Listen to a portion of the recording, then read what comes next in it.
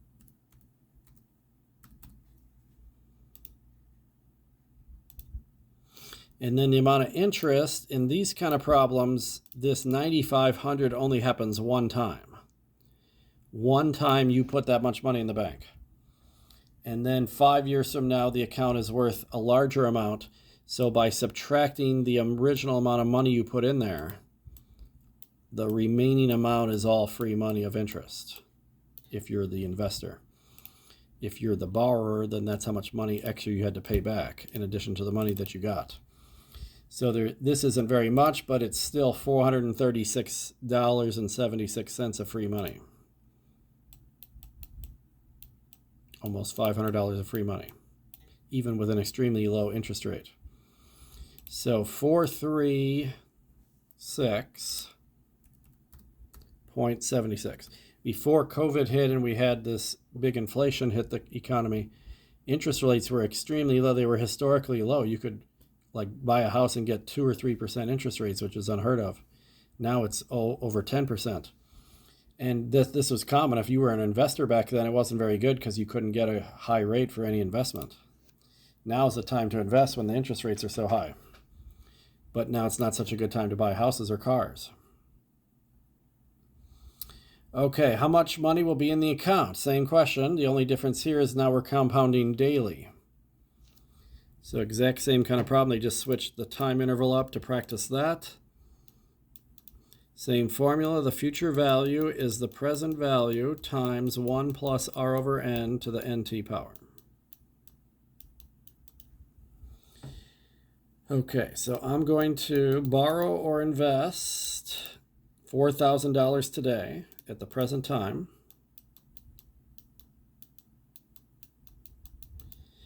This interest rate at least is better, 2.4%, which is 0.024 as a decimal. We're doing daily, so usually they use 365 for that, although I have seen other textbooks use 360 on occasion for that. 365. So daily, you just use there's every problem in this book uses 365 for daily. They never do 360. And then it's 2.5 years. That's fine if it's not an even amount of years. As long as it's in years is all we need. So multiply by 2.5. Do your exponent first. And this might come out evenly, or maybe it'll still have a decimal in it. 365 times 2.5. It's 912.5.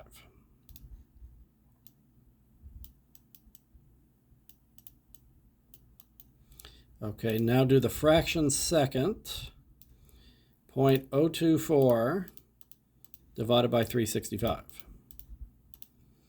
And see how it's got a weird e-5 at the end. So don't worry about that so much. Just hit +1 and then it won't be weird anymore. +1. The reason it's weird is it's really, really small. See, it's 1.0000 before you get to the 6.5. So now I can raise it to my exponent, my 912.5. And then you multiply by the 4,000. So the order you do all this stuff in matters. So your 4,000 is going to grow to 4247. And definitely 34 cents. Whether they say round up or round to, either way, this is going to be 34 because the next digit is a 7. So definitely the answer is going to have 34 cents in it, no matter how the wording of it is, if they say round to the cent. 42.47, round to the nearest cent. It says round to, so you would have left it 33 cents if the 7 was less than 5. But this is going to round up to 34 regardless of the wording of this right here. And then you just subtract that original 4,000, since that's only happening one time. When we get to the annuity section, those amounts happen more than once, but here they only happen once. So 247.34. Somebody puts 4,000 in the bank and they come back 2.5 years from now, and it's worth this much higher. It's $247 of free money. So that's why if you give money to a grandchild or a child and leave it in the bank, they're not going to need it when they're 12 years old, hopefully. So it can just sit in there and earn interest all those years. And then when they go to college, they have a nice amount of money to work with for a house or a car or a vacation if they want to do a trip to Aruba. Okay, suppose that you have $11,000 to invest. Which of the two rates would yield a larger amount in 5 years? So both of them are starting with $11,000 in the present time. They're both going for 5 years. These kind of problems are always about, there's one little difference in the problem, like the interest rate. So the interest rate's what's different. So I can get a higher interest rate, 4.25, if I'm willing to do it monthly. If I want to do it continuously, the more often you do it generally is better, but then the interest rate's lower, which is generally bad. So there's always that counterplay. Is it better to have the higher rate or the more often? If you're changing both of those two things, it's impossible to tell on the surface. So banks might offer this, and then maybe one of these is better than the other. And if a customer doesn't check, they might take the worst option if they just say, oh, I like that, the way that one sounds better. So we just have to repeat what we did first. This is a two-part problem without it actually being a two-part problem. But part one is the same formula.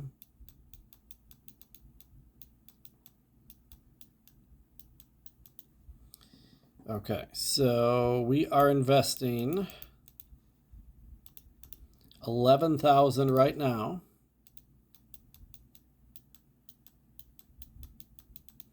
If we go with the monthly option, we get to have an, what was it, 4.25? 4.25 monthly. So 0.425. Monthly is 12. And both of these are going for 5 years. 5 years, yeah. Okay, this is all what we've done in the last two problems. So 12 times 5 is 60. Do the fraction first, and as soon as you get that divided, then immediately add 1. 0.425 divided by 12. Add 1. And now you can raise it to the 60th power. And then finally multiply by the 11,000. So this would be worth $13,599. $13,599. And this isn't about rounding anything because it's just which one's the better option. So the cents don't even matter probably, unless the other answer is $13,599 also, then I would need to check the cents, but I can just worry about this much of it.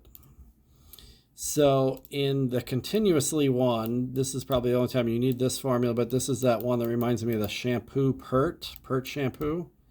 This is PE to the RT.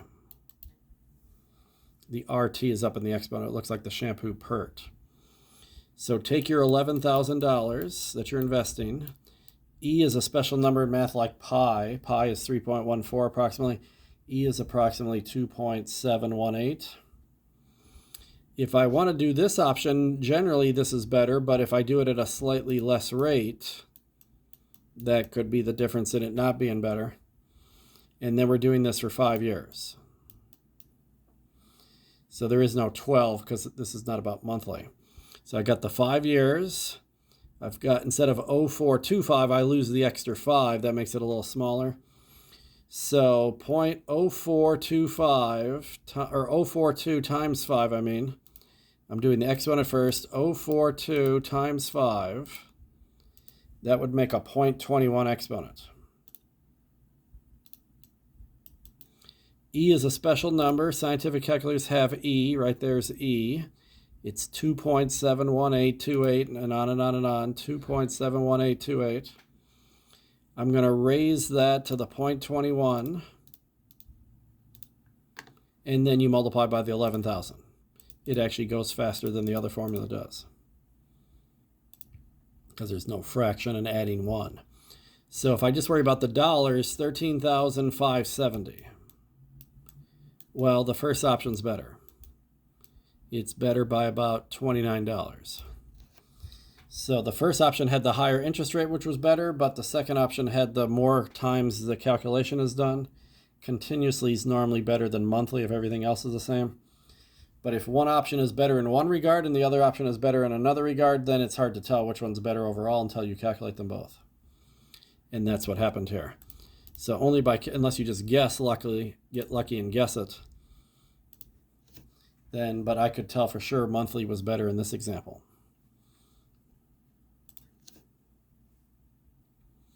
Okay, how much money should be deposited today in an account that earns 6% semi-annually so that it will accumulate to $14,000 in 3 years? So again, this is that deal where you're reading the paragraph. Can you tell which numbers go where? This is compounded semi-annually. So compounded continuously is the only time you use this formula. Anything else that's compounded uses this formula. Compounded semi-annually, annually, quarterly, monthly, daily, any of those, you're going to use this formula. So I'm definitely back to the main formula of this section. A equals P times 1 plus R over N to the NT power. And we're trying, now we got the hard one is this 14,000. Is that the A or is that the P? How much should be deposited today? I don't know the present value. I want it to accumulate to 14,000 3 years from now. That's in the future. So the 14,000, that's the future value. The present value, I don't know. I want to know that, so if I do that and put that in the bank today, it'll be 14,000 so many years from now. The interest rate is 6% compounded semi-annually, so that's 0.06. Semi-annually is twice a year. So both of the ends are 2. And then you're doing this for 3 years. So once again, the exponent would be done first, and you'd get 6 for that. This fraction, I can even do that in my head. 0.06 divided by 2 is 0.03. So it would be 14,000. 1 plus 0.03 is literally 1.03 to the 6th power. And then you could divide by, even before I calculate what it is, I can divide by 1.03 to the 6th power.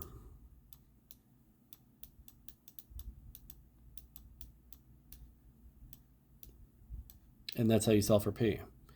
Now in a graphing calculator, you might be able to do this all at once. But in a scientific calculator, what I like to do is I'll do the 1.03 raised to the 6th power.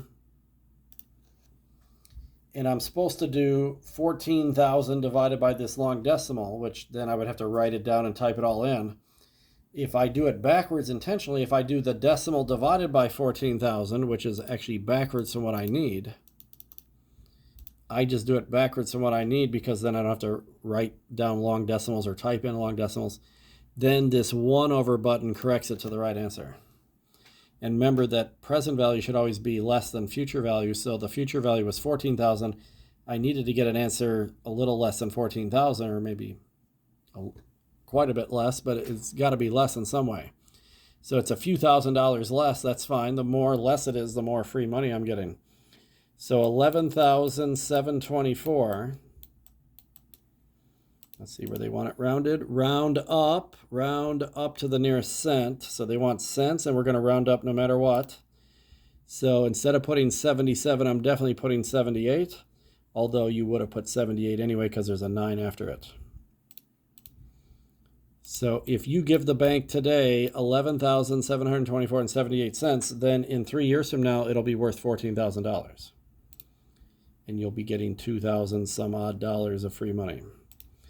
11,724 and 78 cents.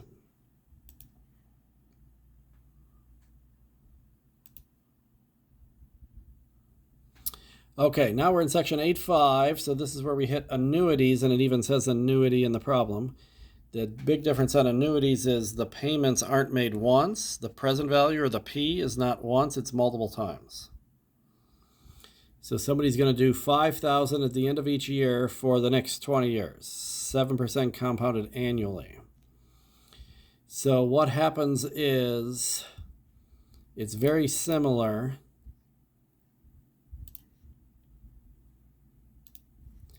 Number 10, the future value of an annuity is the payments. This is really payments more than just P. They might list it as a P, but it's really multiple payments that are happening.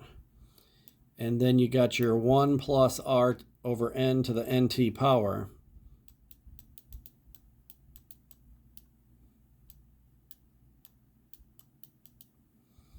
And then there's also an R over N in the denominator. That's what happens different from an annuity. And then double check that. Oh no, I almost forgot this. This -1's in here too. Wanted to double check that real quick. I got to squeeze that in here. Let me do this.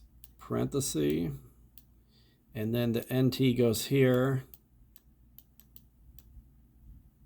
There's an extra -1 right there, and then the extra R over N in the denominator.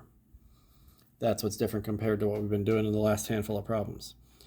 So somebody is paying $5,000 at the end of every year. Oops, we got the 1 there. The interest rate is 7% compounded annually. Annually helps. 7% is 0.07. Annually is once a year. And then they're going to do this for 20 years. Then there's an extra -1 here. And then you get the same fraction in the denominator. And luckily, multiplying by 1 and dividing by 1 doesn't change anything, so I can basically just ignore any divided by 1s or multiplied by 1s. So what I really have is 5,000. This part right here, because the 1 in the denominator doesn't matter, this is literally 1.07 now. And that's just 20th power -1. And the bottom's just 0.07. So I can do 1.07 to the 20th power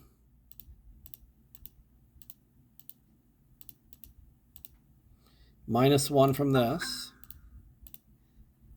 That's weird. -1 from that. Just kicked me out real quick. That's weird. Okay, so 1.07 to the 20th power -1. The other problems didn't have that -1, but this does. And now there's no other addition or subtraction, so now I can multiply by 5,000 and divide by the 0.07. And these things grow really largely because you're doing the payments multiple times. If you put $5,000 in there 20 different times, that's a lot of money just on its own, money you're giving them.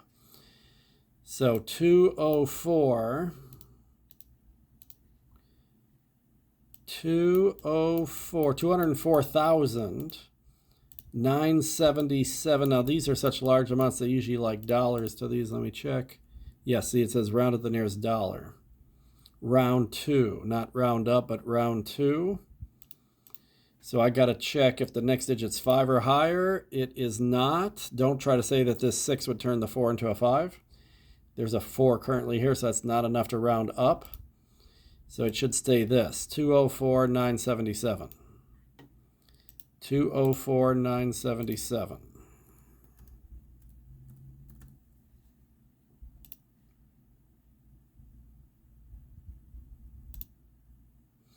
Okay, so the big difference here is you don't just subtract 5,000 from that. That's how we did the interest on the other problems.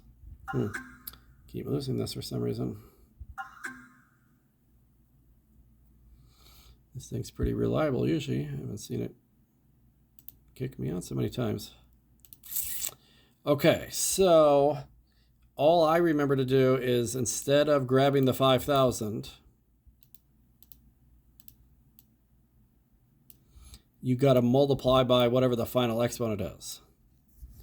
This is how much of your own money you're putting into this thing. So for 20 years, you put $5,000 in here.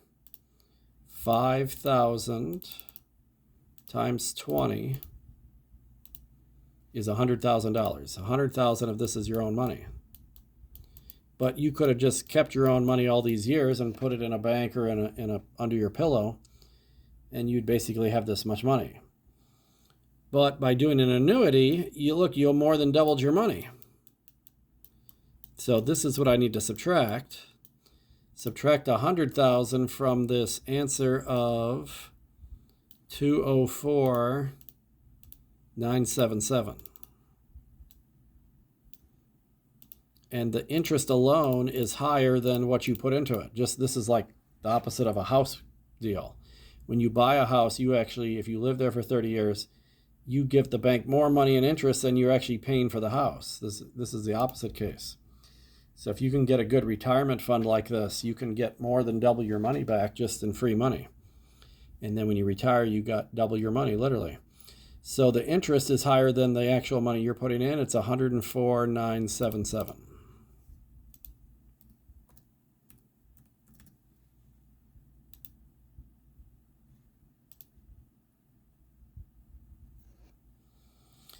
Okay, so now we're kind of working backwards because now we don't know what the payments are. What are the periodic payments or deposits? The payment or the P is the unknown. And the financial goal is what I want to have in the future.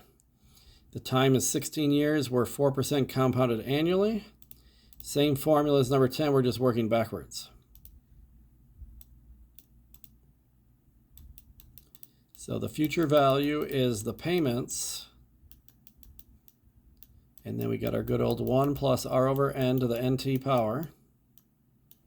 There's an extra minus 1 I almost forgot about, and then the same fraction in the denominator. Okay, so we don't know this. We want to have 150,000 so many years from now. Maybe that's what somebody wants to retire on, or they want to use that for a house, buying a house and not having to pay the bank interest. The interest rate we can get is 4% compounded annually. Annually always helps because then you can ignore the fractional part of this. And they're doing it for 16 years.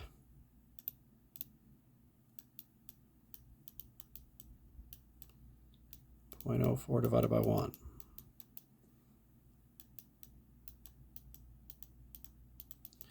Okay, so luckily we got these times ones and divided by ones that don't matter. This doesn't matter, this doesn't matter, and this doesn't matter. So I can do 1.04 to the 16th power first. 1.04 to the 16th power. That automatically gets minus 1.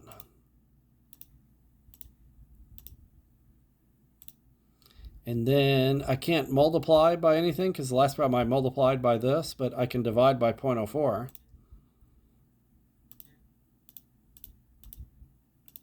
But it's still extremely messy decimal. So I don't want to write it down and have to retype it in the calculator. That's where rounding errors can occur. But what I would normally do is this would be 21 point whatever that long decimal is. 21.8245. So I worked it all the way down to a single number times what I'm looking for. So technically what I'm doing is dividing by it. If I divide by this long messy decimal, that would be the answer. But to do it in the normal fashion, I'd have to type 150,000 divided by 21 point blank, blank, blank, blank, blank, and a whole bunch of decimals. Since I already have it on my calculator screen to many, many decimals, and not only is it quicker to do it this way, I'm going to intentionally type it in as a backwards division problem, divided by 150,000. I'm doing it backwards, so it's the complete wrong answer, but the 1 over x button corrects it. So if you pay $68.73, maybe they're going to round to the dollar, and that would be $73. Let's see. Do not round to the final answer, then round up to the nearest dollar. So yes, $68.73.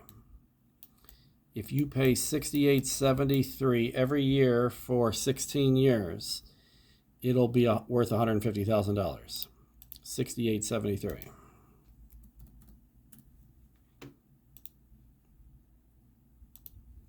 How much of it's your money? How much of it is interest and free money? Well, you're going to pay $68.73 16 times. That was the final exponent. $68.73 times 16, you're paying $109,968.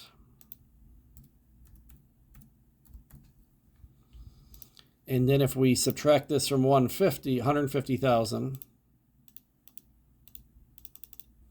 although I'm doing it backwards, so it's going to be negative, and just ignore the negative. Here's the free money. 40,000 is free money. 40,032. Whoops, 40,032. 40032, yes. So that's pretty good. That's like a year's salary for free.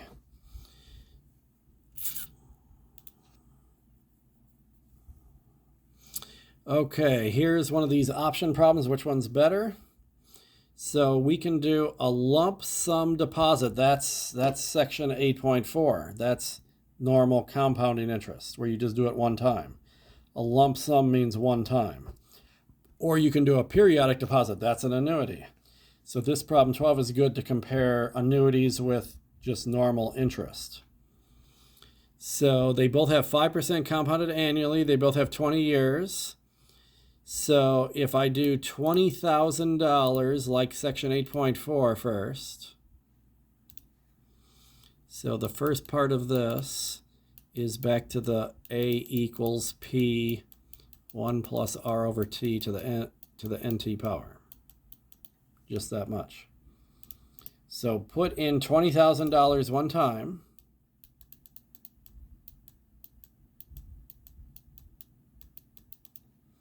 You get 5% compounded annually.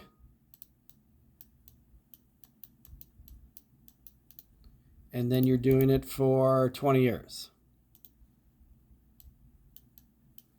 So just like on the annuity problems I was doing earlier, the divided by 1 and the times 1 don't matter if there's other stuff there. So I can do 1.05 raised to the 20th power. 1.05 raised to the 20th power. And then multiply this by the $20,000 deposit. So 20 years from now, this will be worth $53,000. It'll more than double. $53,000. This is how retirement funds work. $53,000. They want nearest dollar. 066. I'd have to add 1 to that 5 and make it a 6. 066. You put $20,000 in 20 years from now when you were set to retire, it's worth $53,000. That's if you do a one-time lump sum payment. But what if you do an annuity? What if you make periodic payments? 1 plus R over N to the NT power. And then you get the extra minus 1 and the extra divided by R over N. The advantage of this is you don't have to come up with $20,000 all at once. So you're just going to do $1,000 at the end of every year. And then for 20 years, that'll be equivalently $20,000 that you're investing. So that's the plus side, is you don't have to come up with that large sum of money all at once. The downside is the first one's going to be better because there's more money in it sooner, so that affects the interest more. This starts off at such a lower amount that the interest doesn't make it grow very much.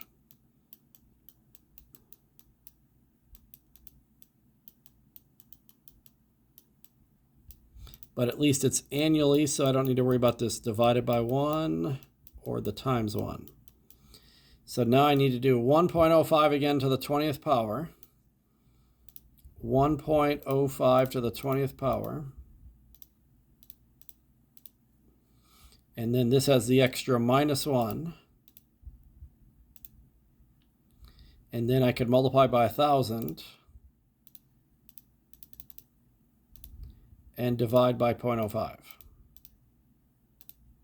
from the denominator. So it's still pretty good. It's 33,066, but it's significantly less than the first one. It's 20,000 less, literally. Okay, so after 20 years, how much more will you have in the lump sum investment? You'll have 20,000 more. Mine was so easy to tell because it was just 53 versus 33. If your two amounts were significantly different from each other, then you just subtract these two. I'm just subtracting these two values right here. 53,066 minus 33,066 is literally $20,000.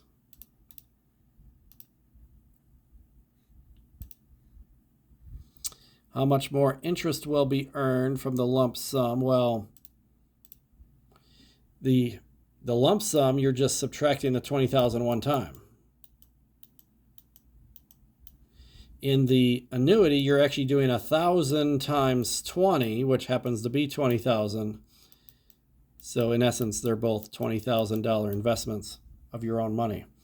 So either way, you're going to get 13,000. I think that, oh no, actually it'll be higher for this one. So it's 53,066 minus 20,000 of your original money. The interest in the first one is 33,066.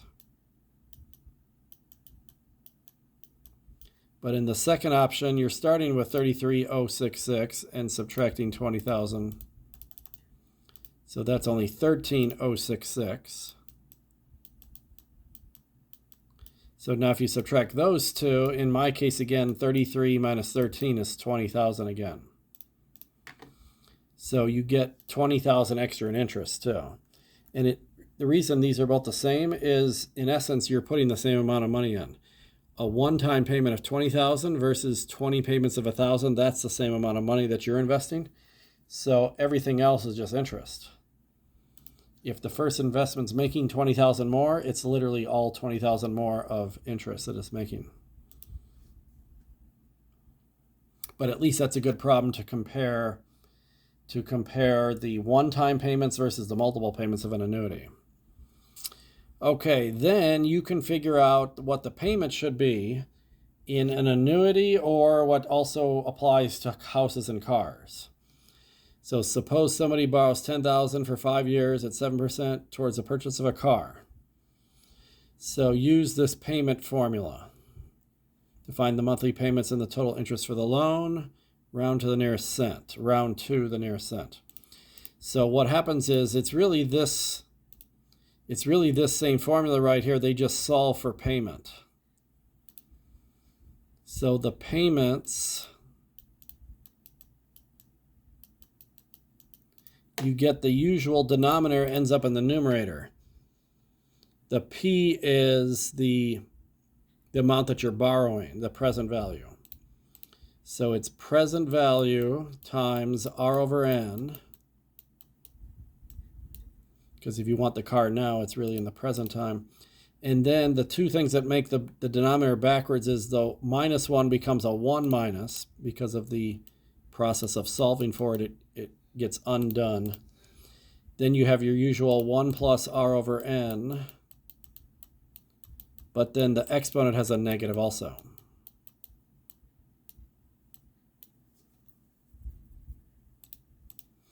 Okay, so it's $10,000. I need $10,000 right now to get my car. I'm getting 7% monthly. Monthly is always 12 for the payments. So 7% divided by 12. First time we don't have divided by 1 today. So 1 minus, then 1 plus, same fraction. But now it's negative 12 times however many years. And we're doing this for 5 years. I couldn't find it at first, but there it is, 5 years. So just like the other problems, I'll do the exponent first. 12 times 5, just ignore the negative for doing the calculation. It's going to be negative whatever 12 times 5 is, negative 60. Unfortunately, 0.07 divided by 12 is probably a messy decimal.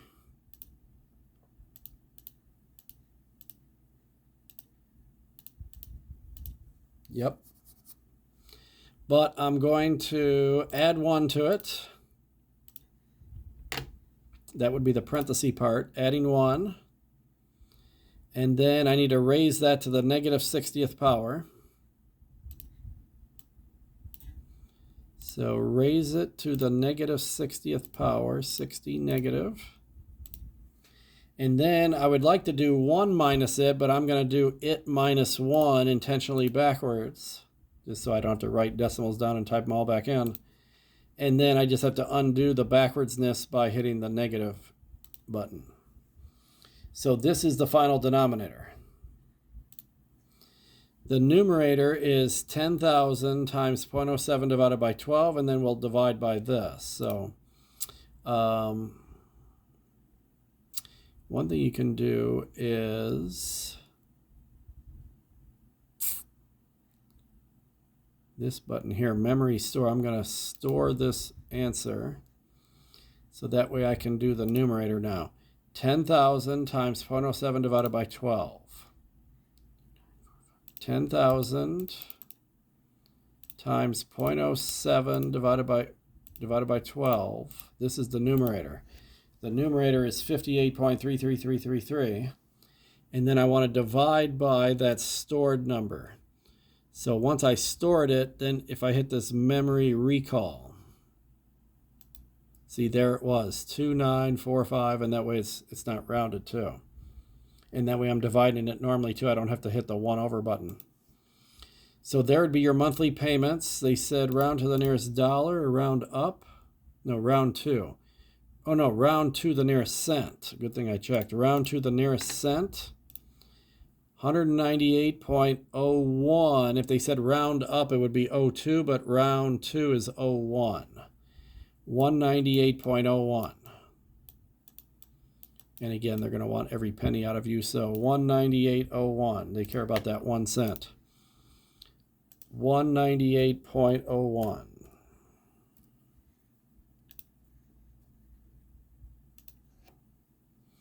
What's the total interest? Well, you're going to pay this 198.01 12 times a year for 5 years. You're going to pay that 60 times.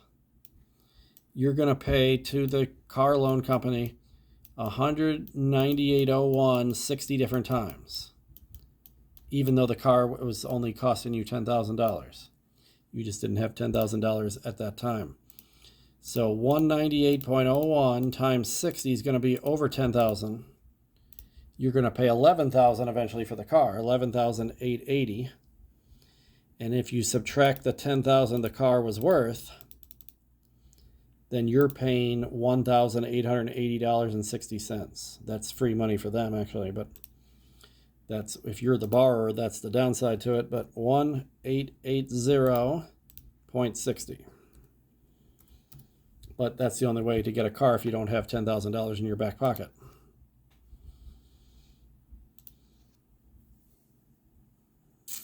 Okay, if a 3-year car loan has the same interest rate as a 6-year car loan, how do the monthly payments and the total interest compare for the two loans?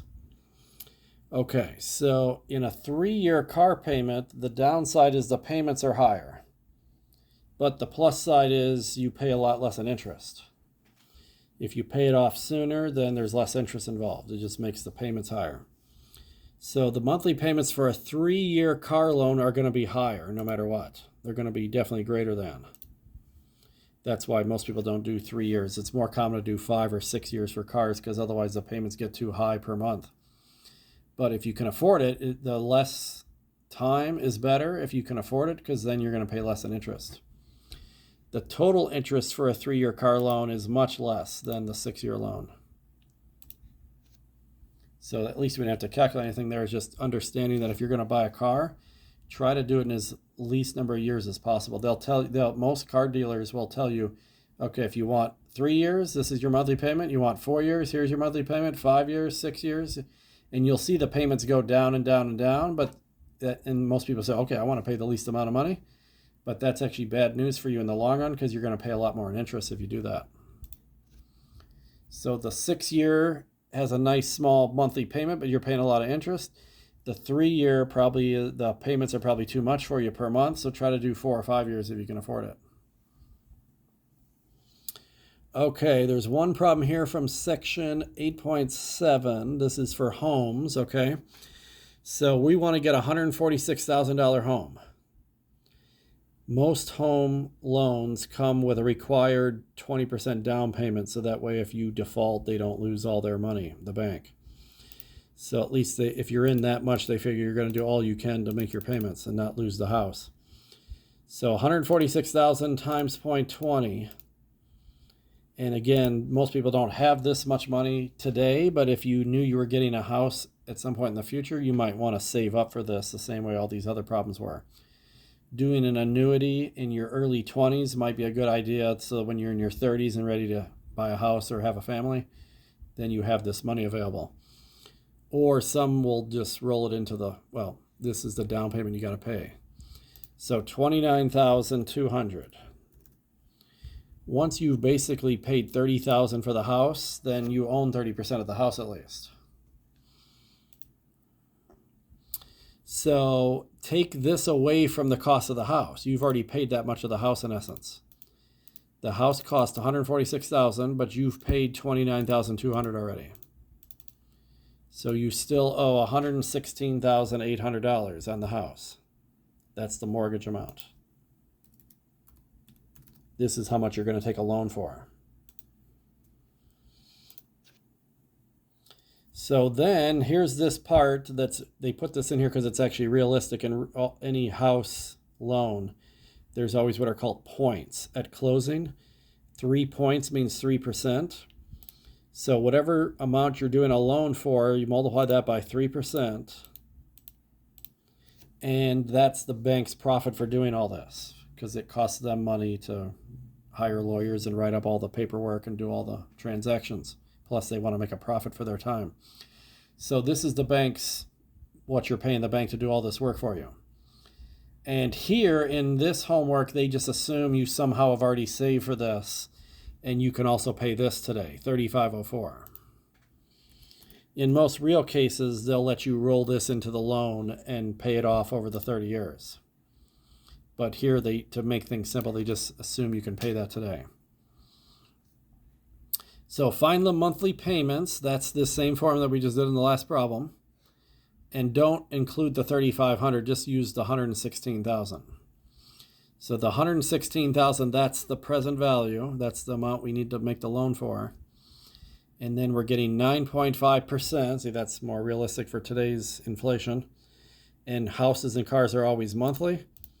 So same deal as number 13 now. So we just had those kind of three initial parts to fill out first before we went to the same formula as number 13.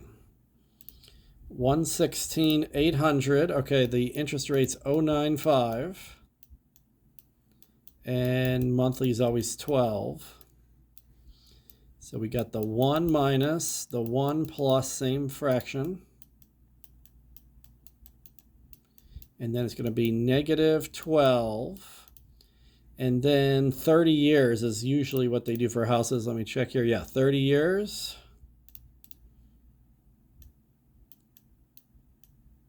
Like that. Okay, so 12 times 30, you're going to end up making 360 payments every month for 30 years. 360 payments eventually.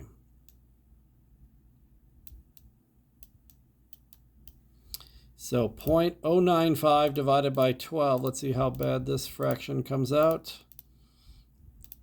Okay, see, that's pretty bad. So I'm going to add this one right here. So I don't have to round anything. Raise it to the negative 360.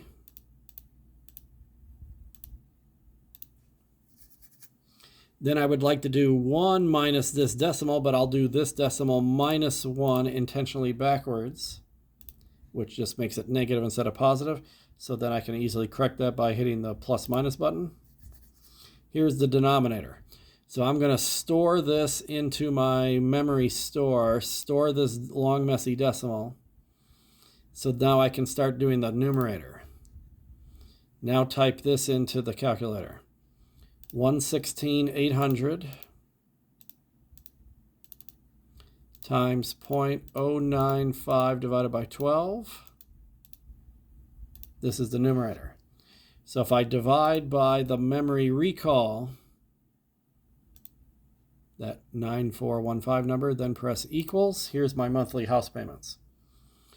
Round to the nearest dollar, round to the nearest dollar. So there's a 1 right here. We don't have to add 1. It's $982.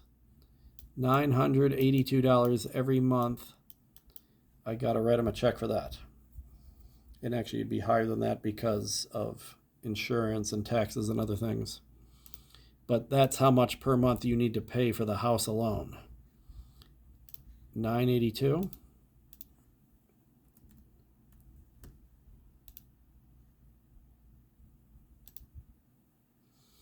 So find the total cost of interest over 30 years. So you're going to pay $982. You're going to pay that 360 times, actually, if you stay there the whole time.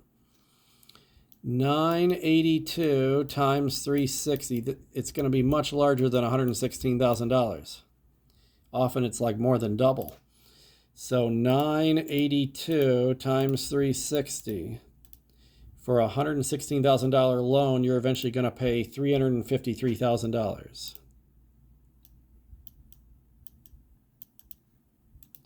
And $520. This is how much you're totally paying. You are only supposed to be borrowing $116.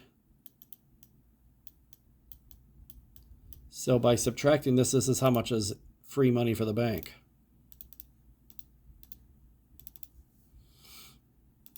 The bank's going to make in the next 30 years $236,720 of your dollars. Almost $250,000. And even before the down payment, the house was only worth $146,000. So the interest is even higher than the original cost of the house. $236,720. But most people don't have $200,000 in their back pocket to pay for a house up front, so that's really the only choice if you want to have a house. Okay, so here's a credit card problem. I put one problem here from section 8.8 about credit cards, but really it's very similar to houses and cars. So it's the exact same formula, whether you're doing annuities or houses or cars, if you want to know what your monthly payment should be. So somebody ran up a bunch of credit card debt. It has a balance of $5,400. Maybe they got a better job now and they're out of school.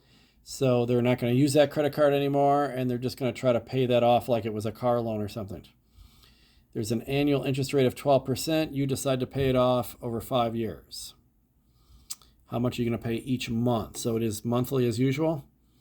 So I have, instead of this $116,000, we have $5,400, a lot less. There's a $5,400 amount that we owe. Oh, sorry, this is number 16, not 15. We owe $5,400. We're getting a 12% rate, which is pretty high. Credit cards tend to be really high interest rates, much higher than the going rate for banks. So monthlies divided by 12. And then we got our 1 minus and then our 1 plus, same fraction. At least 0.12 divided by 12 is going to come out nice. Negative 12 times how many years? 5 years.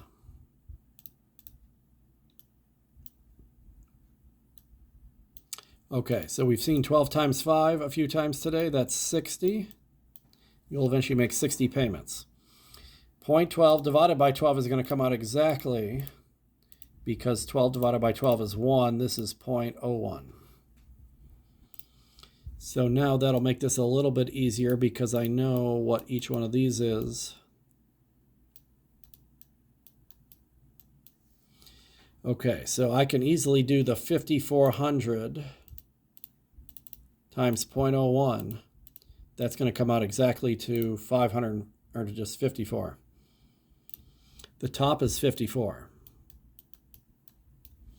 So the bottom may not come out quite that nice, but it's 1.01 raised to the negative 60th power. 1.01 raised to the negative 60th power. And then if I intentionally do it backwards and hit -1, that's the answer, except it shouldn't be negative, so unnegative it. This is the denominator. And because it's really messy, I could store it in my memory if I want. But I'm just going to divide by 54 backwards so I can hit the 1 over x button.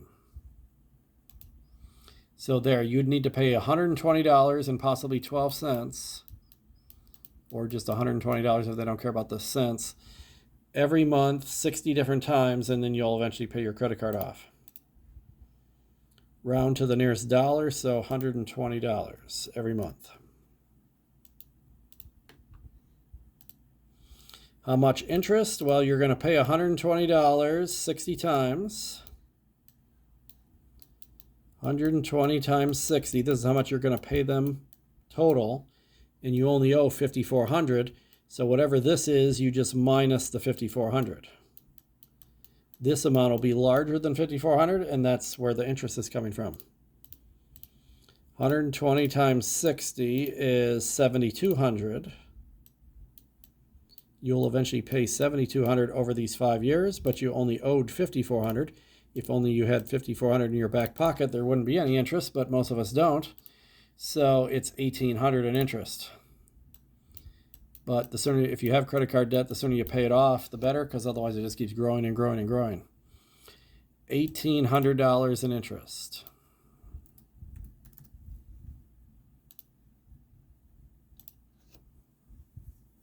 And now we're done with chapter 8. Each of those takes so long, but now we're in the chapter 11 where it starts off with how many ways can you do something? So how many ways can a customer order a drink if they have to choose 1 of 5 drinks and 1 of 3 sizes and 1 of 8 flavors? This is our good old fundamental counting principle. This is like the Olive Garden example. So these are the easy ones where you just do 5 times 3 times 8. 120. Oops.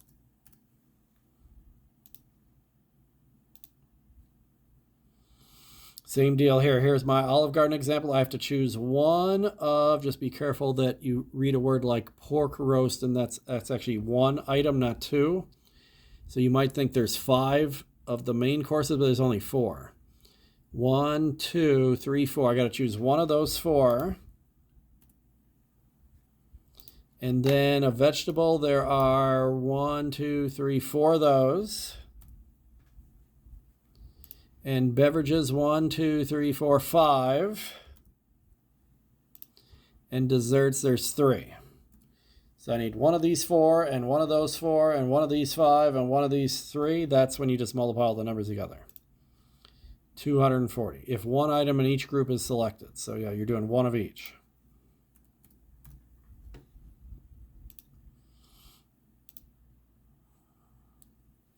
A person can order a new car with a choice of 5 possible colors. So most cars are just 1 color. So you got to choose 1 of the 5 colors. And then it's with or without air conditioning. So that's times 2.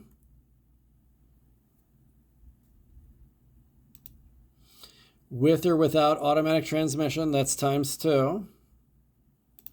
With or without power windows, that's times 2. With or without a CD player, times 2. So you could get 80 different cars this way.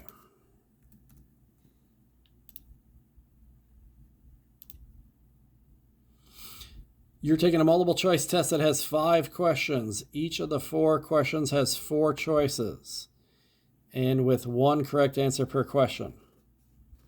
How many ways can you answer this test? So this one's a little tricky. Some people think it's just 5 times 4, 20, but it's not. It's actually similar to the previous problem. Remember this, how I had to choose 1 out of 5 colors, with or without air conditioning, with or without, with or without, with or without. What you were really doing there was you were doing 1 of 5 colors.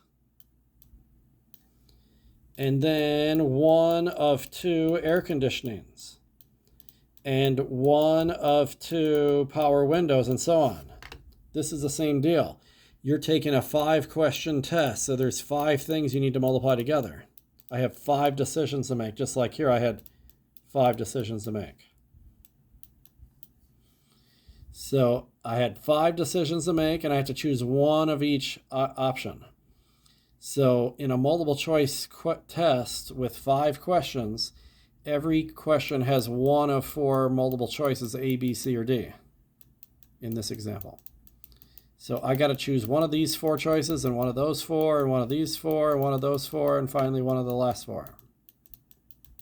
Every time you get to a question, there's a 1 out of 4 option to pick from. So it's not 4 times 5, it's 4 times 4 times 4 times 4, 5 different times.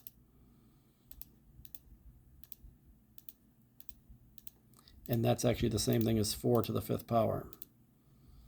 I could have done 4 to the 5th power, 1024. So it's way bigger than 20. It's 1024.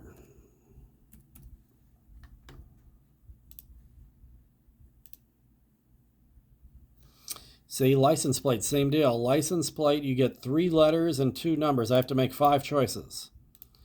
So I need a letter, I need a letter, I need a letter, I need a number, I need a number. That's my 5 decisions I need to make. Letters are a choice of 1 of 26 if you're using the English alphabet and there's no restrictions. Every time you put a letter in your decision, it's a 1 of 26 choice. Every time you put a number in there, it's 1 of 10. Unless they put some kind of restrictions on, like, sometimes they don't like zeros and ones because they look like O's and I's. But usually there's no restrictions listed here. So license plate, how many different plates? Yeah, there's nothing about any restrictions here. So this is definitely 26 times 26 times 26 times 10 times 10.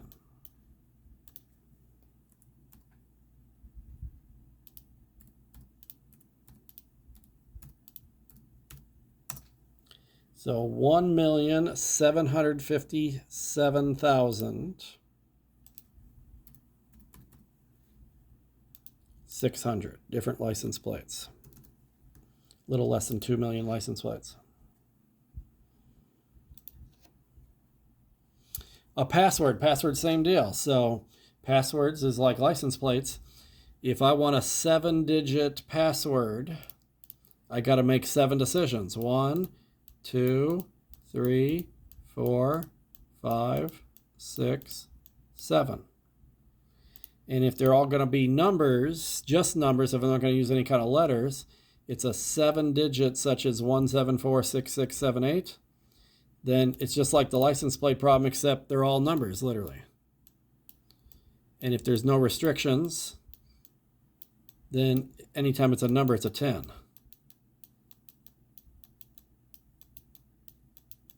So this is really 10 to the 7th power. 10 to the 7th power. It's a 1 followed by 7 zeros, literally. 1, 2, 3, 4, 5, 6, 7. It's 10 million. And if you couldn't remember that, you could have done 10 times itself 7 times. So 2, 3, 4, 5, 6, 7. 10 million passwords are possible, even if you just use numbers. And that's why it's good to have a long password, not a shorter one. If you had like a 2-digit or 3-digit password, then a thief might be able to guess it. How many different ways can a police department arrange 5 suspects in a police lineup if each lineup contains all 5 people? So now, and maybe you notice we switched to section 11.2 here. This is not 1 of 5 and 1 of 5. This is choose 5 out of 5. I got 5 people total and I need to use all 5. And in lineups, order can matter. If you're hiding at the end, you might not be noticed as in the middle. So maybe that's not as obvious to tell, but this is 5 permutation 5. Because I'm not choosing 1 of 5 and 1 of 5, I'm choosing 5 out of 5. And in lineups, when you're in line for something, order matters. So for permutations, if both numbers are the same, the answer is the same as 5 factorial. Or remember, in both permutations and combinations, you start with this number. You start decreasing by 1 until you have this many numbers. And if you have a combination, you also divide by this back number down to 1, but in a permutation you don't. So yeah, it is 5 factorial. 5. Does this one have factorial? Yeah, 5 factorial, 120. Or I could have done 5 times 4 times 3 times 2 times 1, and I could have got 120 that way too. So it'd be 120 different ways to line these criminals up for a photo lineup at a police station. Okay, evaluate factorials because they're part of these problems. Now, maybe your calculator can handle this. But once these factorials start getting larger, they get to be extremely large numbers. So I'll do the shortcut here first, and then maybe it'll just, I could have done the whole thing in the calculator. The shortcut is 22 factorial is once you get to the 18 down to 1. Well, that's what the denominator is. The denominator is 18 down to 1. So the entire denominator cancels most of the numerator, leaving only these 4 numbers. So whatever 22 times 21 times 20 times 19 is, that's the answer. 175,560. 22 factorial on its own is an extremely large number. It's so large, it's larger than the national debt. 22 factorial, look at this. Here is a million. Here is a billion. Here's a trillion. That's where the national debt is. Trillion, then you got quadrillion, then you got quintillion, whatever the 6th one is. I don't even know what the name for that is. So that's very large, but if I divide by 18 factorial, which is also a pretty large number, that's million, billion, trillion. This is quadrillion. This could do it, apparently. See, it did it just because the numbers, even though they were large, it was still doable. But if you get something like 1,000 factorial or even maybe 500 factorial, that might be so large the calculator can't even do it. So they'll sometimes do these where this might be the only way to do the problem. If you realize most of this cancels, all of this cancels most of this, is what the point of the problem is. But literally with a scientific calculator, I could have just typed it in and not even worried about it.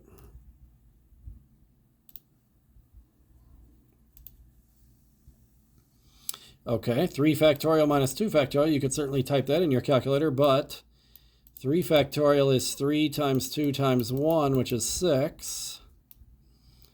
2 factorial is just 2 times 1, which is 2. And 6 minus 2 is 4. But I could have done 3 factorial minus 2 factorial. And the same answer of 4.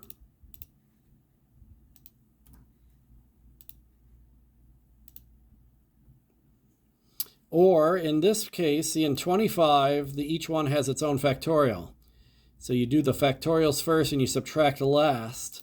In 26, you should subtract first because the parenthesis. So you should do 11 minus 5 first. 11 minus 5 is 6, and then do 6 factorial, 720. Or you can probably do this, parenthesis, oops, let's clear that. Parenthesis 11 minus 5, parenthesis factorial, you get the same answer, 720.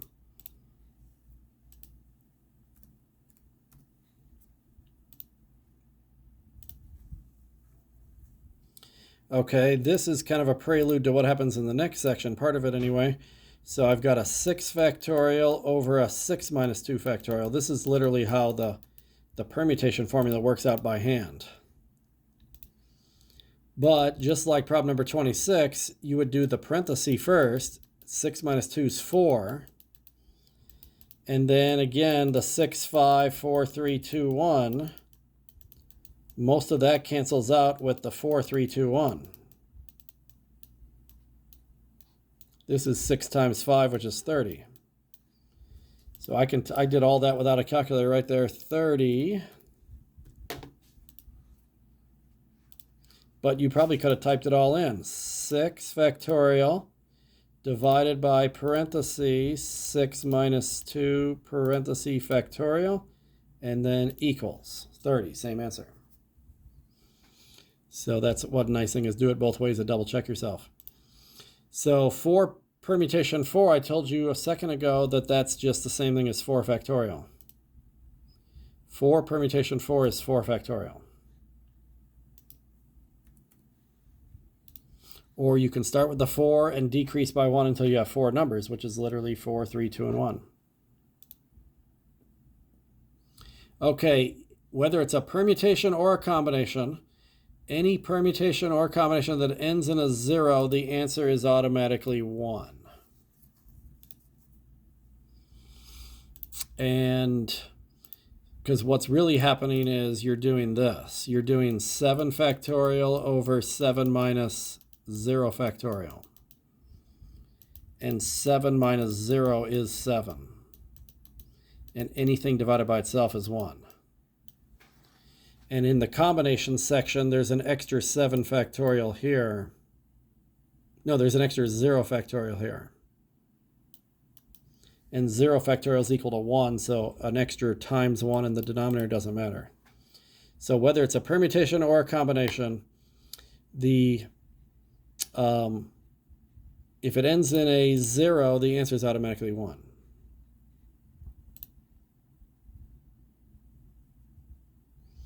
Okay, finally, a club with 6 members is going to choose 3 officers.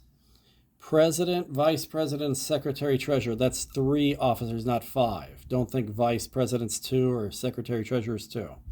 Sometimes they have a secretary and a treasurer. That's possible, but they clearly said 3 officers.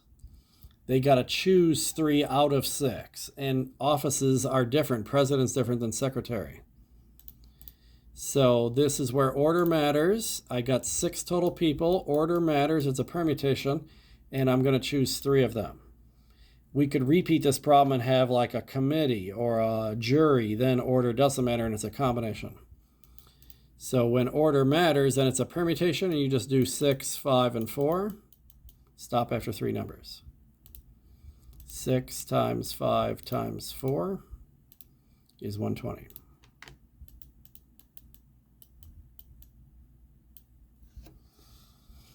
So the point of this one was to read it and tell what kind of problem it is, and then calculate it as well.